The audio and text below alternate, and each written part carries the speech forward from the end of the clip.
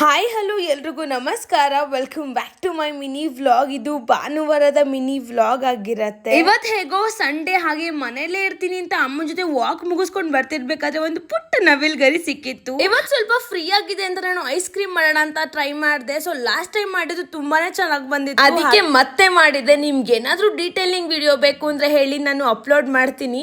ಇವತ್ತು ಸ್ವಲ್ಪ ಬರೆಯೋದು ಜಾಸ್ತಿ ಇತ್ತು ಅಂತ ಬ್ರೆಡ್ ಮತ್ತೆ ಜಾಮ್ನ ತಿನ್ಕೊಂಡು ಹಾಗೆ ಮೂವಿ ನೋಡ್ಕೊಂಡು ಬರ್ಕೊಂಡೆ.